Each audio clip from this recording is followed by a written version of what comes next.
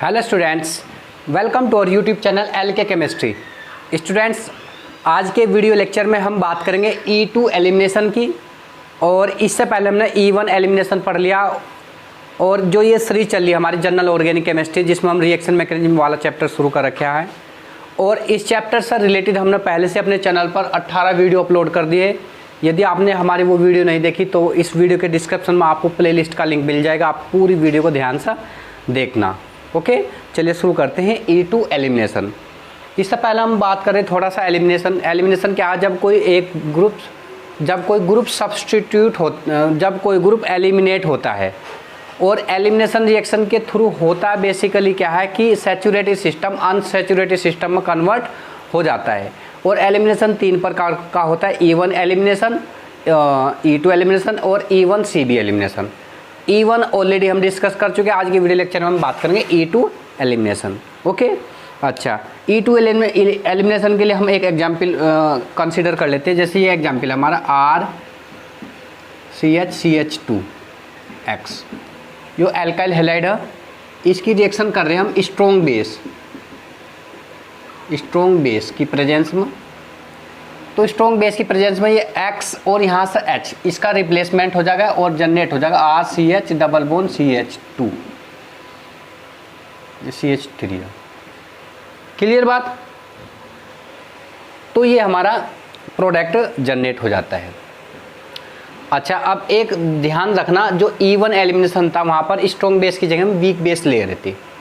और strong base लेने का कारण क्या है कि ये जैसे ही X का रिमूवल होगा, X के रिमूवल होने से जो बेस है, स्ट्रॉन्ग बेस होगा, वो यहाँ से प्रोटॉन को एब्स्ट्रैक्ट कर एकदम डबल बॉन्ड बना देगा। नहीं तो वीक बेस लेंगे तो वीक बेस जहाँ से X का रिमूवल हुआ, जहाँ पर कार्बोकैटायन जनरेट होता था E1 में, तो वो क्या करता था, बेस वहाँ पर अटैक कर सकता था। लेकिन स्ट्रॉन्ग बेस क्या करेगा, तुरंत प्रोटॉन एब्स्ट्रैक्ट करके एल्कीन फॉर्मेशन करा लेगा। क्लियर है? अच्छा, इस रिएक्शन की अगर हम मैकेनिज्म की बात करें तो मैकेनिज्म किस प्रकार से हो रही है इस रिएक्शन की, जरा वो ध्यान से देख लेना आप। RCHX-CH3, इस पर स्ट्रॉन्ग बेस अटैक करेगा। और स्ट्रॉन्ग बेस कैसे अटैक करेगा? स्ट्रॉन्ग बेस B नेगेटिव, जो स्ट्रॉन्ग बेस होता है वो एक्ट करता है as a nucleophile, strong base act as a nucleophile.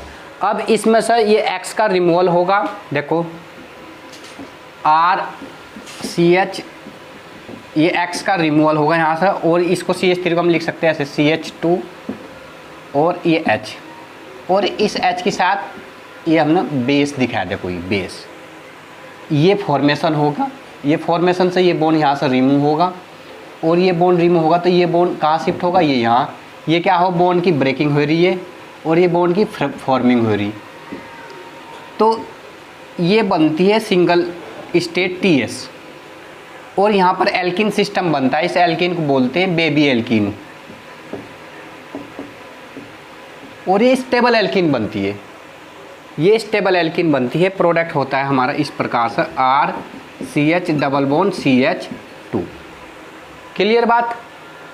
और अगर हम बात करें इस रिएक्शन की, जो रेट होगा, rate directly dependent of alkyl halide RCHX-CH3 as well as concentration of base.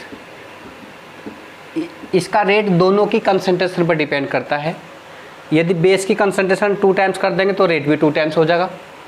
यदि इसकी कंसंट्रेशन 2 टाइम्स कर देंगे तो इसका रेट भी 2 टाइम्स हो जाएगा। तो हम कह सकते हैं इसका रेट दोनों की कंसंट्रेशन पर क्या करता है, डायरेक्टली डिपेंड करता है। इसलिए इस रिएक्शन की ऑर्डर क्या होगी, ऑर्डर हो जाएगी 2, ऑर्डर हो जाएगी इसकी 2। इसलिए इसको बोलते हैं E2 एलिमिनेशन रिएक्शन। क्लियर बात? और ये सिंगल स्टेप रिएक्शन है। E1 जो रिएक्शन थी वो डबल स्टेप थी, उसमें क्या था, कार्बोकैटायन इंटरमीडिएट बनता था। लेकिन इसमें ऐसा नहीं, सिंगल एक ट्रांजिशन स्टेट बनती है और प्रोडक्ट फॉर्मेशन हो जाता है। क्लियर है? ये हमारी E2 एलिमिनेशन रिएक्शन। क्लियर है? अच्छा, आप इसको ज़रा ध्यान से नोट कर लेना, और तब इसकी एक स्टेप्स की हम बात करते हैं, कौन कौन सी स्टेप्स इसमें पूरी में इन्वॉल्व हुई। अब कौन कौन से स्टेप्स हैं उनको हम पॉइंट वाइज नोट कर लेते हैं।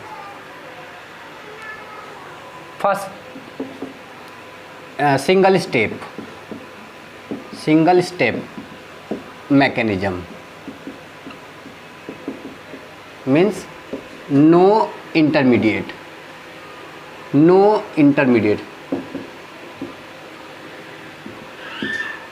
और no carbocation oblique anion, carbo anion, मतलब इसमें कोई कार्बो कैटायन कोई कार्बो एनाइन जनरेट नहीं हो रहा। और साथ ही नो रीअरेंजमेंट,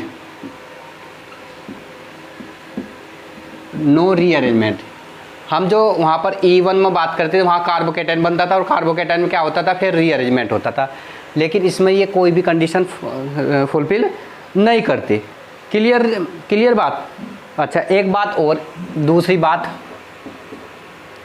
हम कौन सा यूज कर रहे हैं इसमें, स्ट्रॉन्ग बेस यूज करते हैं। और स्ट्रॉन्ग बेस यूज करने का कारण आप लिख लेना स्ट्रॉन्ग बेस, ताकि एक्स के निकलने का वेट न करे, ताकि एक्स नेगेटिव के निकलने का वेट न करना पड़े, मतलब एक्स नेगेटिव के रिमूवल होने की जरूरत नहीं पड़ती। उसके रिमूव होने से पहले वो क्या कर देता है, प्रोटॉन का एब्स्ट्रैक्ट करके वहाँ पर डबल बॉन्ड फॉर्मेशन करा देता है, एल्कीन भी एक्स भी उसी समय मूव हो जाता है। स्ट्रॉन्ग बेस इसलिए यूज करते हैं हम। क्लियर बात। अच्छा, और स्ट्रॉन्ग बेस में हम जनरली कौन कौन से बेस यूज करते हैं, स्ट्रॉन्ग बेस हम यूज करते हैं एल्कोहलिक NaOH और KOH, और साथ ही हम करते हैं इसको डेल्टा, मतलब ये N हाई टेम्परेचर पर रिएक्शन फिजिबल होती है, लो टेम्परेचर पर रिएक्शन फिजिबल नहीं होती। और एक स्ट्रॉन्ग बेस में एक और यूज करते हैं NaNH2 इन अमोनिया, एक स्ट्रॉन्ग बेस ये यूज करते हैं हम। और साथ ही एक स्ट्रॉन्ग बेस हम और यूज करते हैं tertiary alkyl O negative Na positive, इसको भी हम ले लेते हैं, टर्सरी एल्काइल हैलाइड होगा ये, या टर्सरी अल्कोहल हो सकता है, हम वो भी यूज कर सकते हैं OH। As a strong base हम इन सब को यूज करते हैं। क्लियर बात। अच्छा, अब एक महत्वपूर्ण बात और आप समझ लेना, जो तीसरी बात, जो इसका TS होगा, TS में जो जनरेट हो रहा था वो ट्रांजिशन स्टेट में, जिसको हम बोले थे बेबी एल्कीन,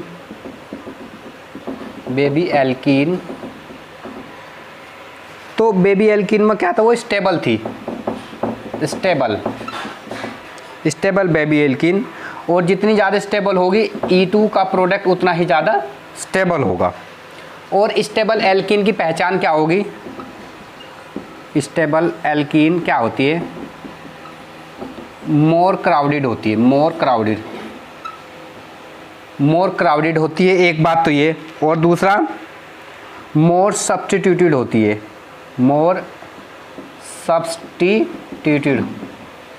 और एक बात और, मोर अल्फा हाइड्रोजन एटम प्रेजेंट होते हैं उसके पास, ये पहचान हो। क्लियर है। तो ये पॉइंट था तीसरा। अब चौथा पॉइंट क्या होगा, इसको आप नोट कर लेना।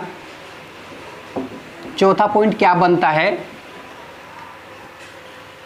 इसकी जो रेट है डिपेंड करती है एल्किल हैलाइड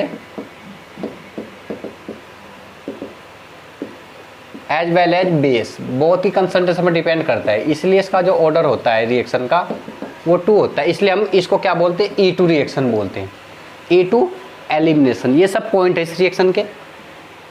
अच्छा, नेक्स्ट फिफ्थ पॉइंट जो बनता है, बहुत ही एक पॉइंट हमें समझ में आने चाहिए, अगर एक पॉइंट भी हमारा मिस हो जाता है तो हमारी मैकेनिज्म में प्रॉब्लम हो जाती है समझने में हमें। क्लियर है।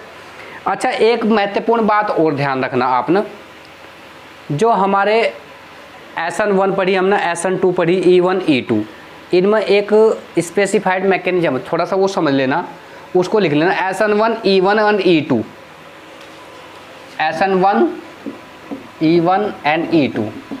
इन तीनों के केस में जो एल्काइल हैलाइड लेते हैं हम, उसमें क्या लेते हैं हम, tertiary then secondary then primary, यानी tertiary more stable than secondary then primary इन सब के केस में। और जबकि हम बात करते हैं यदि SN2 में, उसमें उल्टा हो जाता है, primary more stable than secondary than tertiary. ये ऑर्डर का ट्रेंड हमें याद रखना होगा। क्लियर बात? अच्छा, अब हम बात करते हैं 5वां point, anti elimination. Anti elimination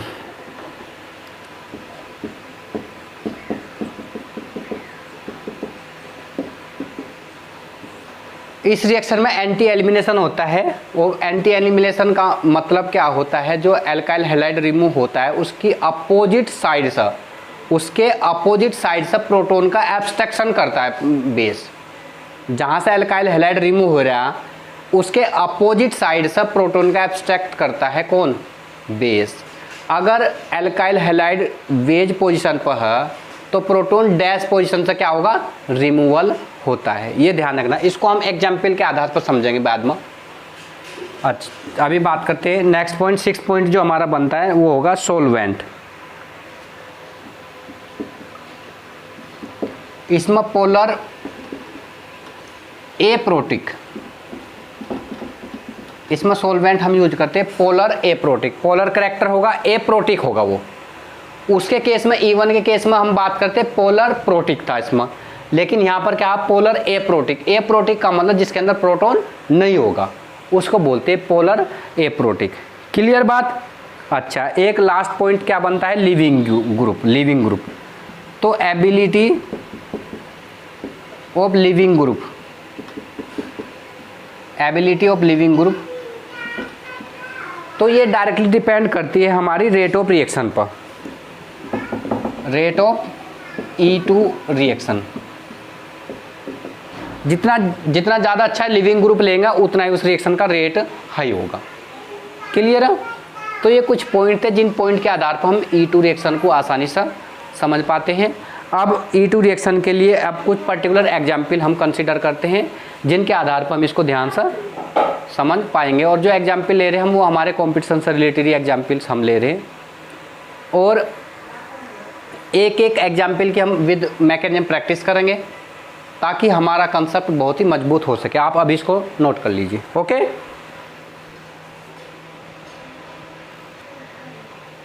अभी हमने कुछ पर्टिकुलर एग्जाम्पल लिए E2 एलिमिनेशन रिएक्शन से रिलेटेड। इसी टाइप की प्रॉब्लम एग्जाम में पुटअप होते हैं और ऑप्शंस 4 हम दिए होंगे। यदि हम ठीक से इनको मैकेनिज्म सही समझ पाते हैं तो ही हम उनको आसानी से अटैम्प्ट कर पाते हैं। ओके, चलिए हम एक एक एग्जाम्पल को लेते हैं और तब देखते हैं इसकी मैकेनिज्म क्या बनती है। अब ये Br का रिमूवल होगा तो यहाँ पर जिस पोजीशन से ये जुड़ा होगा ये हमारा अल्फा होगा, ये बीटा होगा। क्लियर है? तो बीटा पोजीशन से एक प्रोटॉन का रिमूवल होगा, यहाँ से Br का रिमूवल होगा। तो जनरेट कैसे हो जाएगा? This one, double bond generate हो जाएगा। और इसकी कोई मैकेनिज्म तो नहीं, 2 स्टेप रिएक्शन तो नहीं, सिंगल स्टेप हो। केवल समझने की बात है, बीटा पोजीशन से प्रोटॉन और यहाँ से Br का रिमूवल हो जाएगा, डबल बॉन्ड फॉर्मेशन हो गया हमारा। ये हमारा प्रोडक्ट है। ओके, अब इसके केस में हम बात करते हैं, ये हमारा अल्फा होगा, ये हमारा बीटा होगा और एक बीटा ही होगा। तो इसके केस में 2 बीटा है, यहाँ से भी रिमूवल हो सकता है और यहाँ से भी। अब दोनों प्रोडक्ट बनाते हैं हम। अगर यहाँ से रिमूवल होता है, कहाँ से, देखो यहाँ से रिमूवल होता है तो प्रोडक्ट हमारा ये बन गया। क्लियर बात? और यदि यहाँ से रिमूवल होता है तो प्रोडक्ट हमारा इस टाइप से बन गया। उस प्रोडक्ट को हम दिखाते हैं इस तरीके से। देखो यहाँ से रिमूवल होता है, दिस वन, ये और ये। क्लियर? तो 2 प्रोडक्ट हो गए हमारे। अब इन प्रोडक्ट में एक मेजर होगा, एक माइनर होगा। अब इन दोनों एल्कीन को देखते हैं कौन सा मेजर है कौन सा माइनर है। इसकी हम बात करते हैं तो ये मोर सब्स्टिट्यूटेड है, इसके साथ में एक सब्स्टिट्यूएंट यहाँ पर, इसके साथ में एक सब्स्टिट्यूएंट और इस एल्कीन के साथ में एक सब्स्टिट्यूएंट है। तो ये more substituted, it means it is major, it is major और दिस इज माइनर। वो लास्ट वीडियो में हमने बताया था कि जो मेजर प्रोडक्ट होता है उसको बोलते हैं सेट जब प्रोडक्ट, सेट जब प्रोडक्ट। और ये Hopman product, Hopman product. Clear है? प्रोडक्ट दोनों जनरेट होते हैं, ये मेजर होगा ये माइनर होगा। अच्छा, अब इस मेजर में भी एक कंसेप्ट शुरू होता है यहाँ पर, क्योंकि इस एल्कीन में एक सिस बन सकता है, एक ट्रांस बन सकता है। अब देखो सिस कैसे बन गया,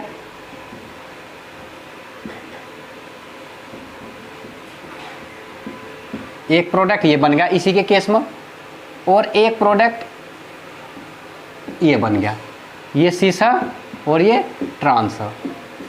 और सिस और ट्रांस में हम जानते हैं जो हमारा ट्रांस प्रोडक्ट होता है वो मेजर होता है। इसमें भी दो प्रोडक्ट पॉसिबल, एक ये बनेगा एक ये बनेगा, ये ट्रांस ये होगा मेजर, ये मेजर होगा और ये माइनर होगा। बात समझ आ रही भाई? जो सेट जब प्रोडक्ट है इसमें भी दो प्रोडक्ट फॉर्मेशन हो सकते हैं यहाँ पर, ट्रांस भी और सिस भी, यानी दोनों फॉर्म में ही एग्जिस्ट करता है। तो इसकी ट्रांसफॉर्म मोर स्टेबल होते हैं क्योंकि डबल बॉन्ड के दोनों ग्रुप अपोजिट साइड में रिपल्सन कम होता है, इसलिए मेजर होता है, ये माइनर होता है। क्लियर बात? तो ये था हमारा दूसरा एग्जाम्पल। अब हम तीसरा एग्जाम्पल की बात करते हैं। तीसरे एग्जाम्पल में क्या है कि ये जो हमने बेस लिया ये स्ट्रॉन्ग बेस है, ये स्ट्रॉन्ग बेस है। यहाँ से ये अल्फा होगा ये बीटा होगा, तो ये बी आर का रिमोल होगा, यहाँ से बीटा पोजीशन से प्रोटॉन का क्या हो जाएगा, रिमोल हो जाएगा, और प्रोडक्ट हमारा बन जाएगा दिस वन। ये बन गया हमारा प्रोडक्ट, डबल बॉन्ड फॉर्मेशन यहाँ पर होगी। क्लियर बात? अच्छा, अब चौथे एग्जाम्पल में हम बात करते हैं। चौथे एग्जाम्पल में ये क्लोरीन का एग्जाम्पल लिया, इसमें हमारा ये अल्फा होगा जहाँ से ये कनेक्ट है, और ये बीटा, एक बीटा ये है, दो बीटा इसमें, तो अल्फा पोजीशन से ये Cl का रिमूवल होगा और बीटा पोजीशन से प्रोटॉन का रिमूवल होगा। तो यहाँ पर दो प्रोडक्ट की संभावना होगी, दो प्रोडक्ट की। अब दो प्रोडक्ट कौन कौन से, ये भी बीटा है इसके, ये दोनों बीटा और एक बीटा, ये दोनों तो चलो इक्विवेलेंट है इसके पास में, एक बीटा ये। अगर इस बीटा बॉन्ड से रिमूवल होता है तो एक एल्कीन बनती है, ये देखो ध्यान, ये डबल बॉन्ड ये और दिस वन, एक प्रोडक्ट ये बन गया प्लस। और यदि इस बीटा पोजीशन से रिमूवल होता है इन दोनों बीटा से, एक प्रोडक्ट बनेगा दिस वन, एक प्रोडक्ट बन गया हमारा ये। अच्छा, ये जो प्रोडक्ट हमारा, इसकी स्टेबिलिटी देखते हैं, एल्कीन ये स्टेबल है या ये स्टेबल है, ये मोर क्राउडेड है, ये लेस क्राउडेड है, ये मेजर हो जाएगा हमारा, और ये हो जाएगा हमारा माइनर। क्लियर है?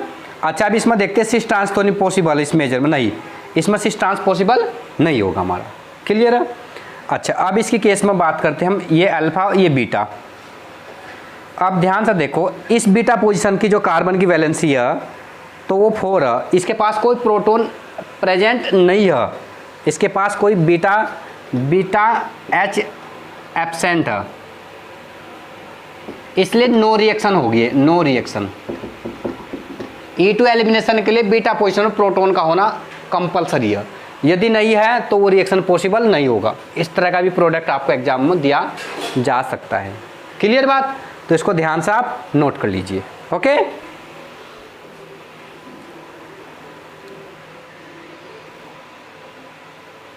अब ये कुछ हमने एग्जाम्पल्स लिए हैं, 10 एग्जाम्पल्स लिए हमने टोटल। अब इनमें हम देखते हैं कि कौन प्रोडक्ट मेजर होगा, कौन माइनर होगा, और किस तरह से E2 एलिमिनेशन पॉसिबल होगा। अब जैसे ये है, इसमें ये हमारा कार्बन, ये Cl के साथ ये कार्बन, ये अल्फा होगा, एक बीटा ये होगा, और एक बीटा हमारे पास ये होगा। तो यानी बीटा पोजीशन से प्रोटॉन का एब्स्ट्रैक्शन होना और यहाँ से अल्फा से क्लोरीन का रिमूवल होगा। तो प्रोडक्ट दो बनने, एक तो देखो हम यहाँ से रिमूवल करा रहे, तो ये हमारा होगा CH2 double bond CH single bond CH3 single bond CH3 plus. अगर यहाँ से रिमूवल हो रहा है तो एक प्रोडक्ट बनेगा ये CH3 CH double bond CH single bond CH3 single bond CH3, ये प्रोडक्ट बन रहा है। अब इन दोनों में हम स्टेबल देखते हैं, स्टेबल एल्कीन कौन सी। अगर इस डबल बॉन्ड की बगल में एक कार्बन, एक ग्रुप ये अटैच है, और यहाँ पर डबल बॉन्ड की साइड में एक CH इधर है और एक CH3 है। अल्फा हाइड्रोजन के एटम की बात करें 3 3 6 एक 7, यहाँ पर कितने अल्फा हाइड्रोजन, एक, और ये मोर क्राउडेड भी है, मोर सब्स्टिट्यूटेड भी है, it means it is major, और ये माइनर। जो मेजर होता है उसको बोलते हैं सेट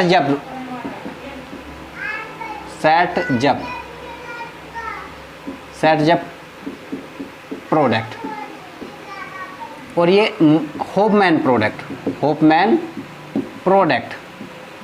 प्रोडक्ट लिस्ट होता है, माइनर होता है, सेट जब प्रोडक्ट मेजर प्रोडक्ट होता है। अब सेट जब में इसमें देखते हैं सिस ट्रांस तो नहीं पॉसिबल, इसमें सिस ट्रांस पॉसिबल नहीं, क्योंकि यहाँ पर भी एच है यहाँ पर भी एच है, इसलिए यही प्रोडक्ट पॉसिबल है। तो ये मेजर होगा, ये माइनर होगा। क्लियर? अच्छा, अब हम इसके केस में हम बात करके देख लेते हैं। ये इसके लिए अल्फा है, एक बीटा ये है, एक बीटा ये है, और एक बीटा यहाँ पर भी है। ये कार्बन है, एक बीटा ये भी है, ध्यान समझ लेना। बीटा यहाँ पर भी, यहाँ पर भी एक बीटा ये भी। अब दोनों जगह से रिमूवल हो सकता है प्रोटॉन का। अब देखते हैं अगर ऊपर से होता है तो प्रोडक्ट कैसे जनरेट होता है। दिस वन, ये ऐसा है ना हमारा, ये डबल बॉन्ड यहाँ पर हो जाएगा, एक ये प्लस एक प्रोडक्ट इस टाइप से हो सकता है, ये डबल बॉन्ड यहाँ दिस वन। क्लियर है? ये बॉन्ड ऐसे है, इसमें सिस ट्रांस पॉसिबल है। अच्छा, अब दिख रहा है ये लिस्ट क्राउडेड है, ये मोर क्राउडेड है, ये मेजर माइनर होगा और ये मेजर होगा हमारा। क्लियर है? ये सेट जे प्रोडक्ट होगा और ये हमारा होफमैन प्रोडक्ट होगा। अच्छा, अब बात करते इसके केस में। तो इसके केस में कुछ स्पेशल करैक्टर है, यहाँ से Cl का रिमूवल करना और प्रोटॉन का एब्स्ट्रैक्ट करना, ये इस बेस के थ्रू कोई रिएक्शन पॉसिबल नहीं हो सकती, ध्यान रखना। No product, no reaction. लेकिन अगर यही रिएक्शन NaNH2 और अमोनिया इसकी प्रेजेंस में, इस बेस की प्रेजेंस में यही रिएक्शन करा दी जाए तो यहाँ पर एल्काइन फॉर्मेशन हो सकती है। CH ट्रिपल बॉन्ड CH, ये H और ये Cl का रिमूवल हो सकता है, एल्काइन फॉर्मेशन होगी। लेकिन कंडीशन क्या है कि ये यहाँ पर वेरी स्ट्रॉन्ग बेस है, ये हम यूज करेंगे NaNH2 और अमोनिया। हालांकि इन सब रिएक्शन को भी ये बेस दे सकता है, इन सब रिएक्शन को, लेकिन ये सब रिएक्शन इन बेस के थ्रू भी पॉसिबल थी। क्लियर बात? तो ये आप ध्यान से समझ लेना, बहुत ही इंपॉर्टेंट बेस है ये हमारा। ओके, अब हम एक बहुत इंपॉर्टेंट बात करें, जैसे हमने शुरू में पॉइंट में लिखा था एंटी एलिमिनेशन क्या होता है, उसको यहाँ पर एक एग्जाम्पल के आधार पर हम समझ लेते हैं। एंटी एलिमिनेशन में ये क्लोरीन का यहाँ से रिमूवल होना, तो इस क्लोरीन के रिमूवल से प्रोटॉन का भी एब्स्ट्रैक्शन होना। प्रोटॉन इस क्लोरीन के अपोजिट साइड से एब्स्ट्रैक्ट किया जाएगा, इसके अपोजिट साइड से, इसके अपोजिट में यहाँ पर प्रोटॉन, ये वाला प्रोटॉन एब्स्ट्रैक्ट किया जाएगा, ये वाला, ना कि ये वाला प्रोटॉन या ये वाला, ये ध्यान रखना। इसके अपोजिट में ये, तो ये रिमूवल होगा तो हमारा प्रोडक्ट दिस वन, देखो यहाँ से क्लोरीन का रिमूवल होगा और यहाँ से क्लोरीन के रिमूवल होने से ये प्रोटॉन भी एब्स्ट्रैक्ट कर लिया गया, डबल बॉन्ड फॉर्मेशन यहाँ पर होगी। ये CH3 हमारा दिस वन, ये CH3 हमारा, ये H हमारा, ये प्रोडक्ट फॉर्मेशन हो रही। ये मैकेनिज्म आपको ध्यान समझ लेना कि ये क्लोरीन के रिमूवल होने के लिए इसके अपोजिट साइड से ये प्रोटॉन यहाँ से एब्स्ट्रैक्ट किया गया, ना कि इसकी सेम साइड से, ये ध्यान रखना। अब जैसे यहाँ पर ये क्लोरीन का रिमूवल होना, ये क्लोरीन बिलो दी प्लेन है और ये H भी बिलो दी प्लेन है, तो ये बिलो दी प्लेन वाला ये H नहीं एब्स्ट्रैक्ट किया जाने का, इसके उल्टा होगा, इसका अबो दी प्लेन जो इसको प्रोटॉन मिलेगा वो एब्स्ट्रैक्ट किया जाएगा। अब अबो दी प्लेन कहाँ पर, ये अबो दी प्लेन एक H यहाँ पर, ये अबो दी प्लेन, तो ये वाला एब्स्ट्रैक्ट किया जाएगा, यहाँ पर डबल बॉन्ड फॉर्मेशन होगी, ये एज इट इज रहेगा हमारे पास। क्लियर है? तो स्ट्रक्चर इस टाइप से बनेगी। देखो ये वाला प्रोटॉन एज इट इज है, ये CH3 हमारा अबोदी प्लेन है, ये दिस वन, ये Cl का रिमूवल होगा और एक ये अबोदी प्लेन यहाँ पर हाइड्रोजन, इसको शो ऑफ करने की जरूरत नहीं, और ये वाला जो प्रोटॉन अबोदी प्लेन है ये वाला एब्स्ट्रैक्ट कर लिया गया, ये वाला एब्स्ट्रैक्ट कर लिया गया और यहाँ पर इस प्रकार से डबल बॉन्ड फॉर्मेशन हो जाती है। एंटी एलिमिनेशन में बस यही मैकेनिज्म ध्यान रखना कि जहाँ से कोई हेलो ग्रुप का सब्स्टिट्यूशन होगा उसके अपोजिट साइड से प्रोटॉन एब्स्ट्रैक्ट कर लिया जाएगा। क्लियर है? तो हमने ये 10 एग्जाम्पल्स कंसीडर किए थे जो बहुत ही इंपॉर्टेंट है आपके कॉम्पिटिटिव पॉइंट ऑफ व्यू से। और यदि इन एग्जाम्पल्स में आपको कोई बात समझ में आपको ना आए तो आप कमेंट सेक्शन में कमेंट छोड़ सकते हैं, ताकि हम कमेंट पढ़कर आपकी प्रॉब्लम का सॉल्यूशन दे सकें। और यदि वीडियो आपके लिए अच्छी रही तो प्लीज़ वीडियो को लाइक शेयर करना तथा हमारे चैनल को सब्सक्राइब करना। Okay, thank you.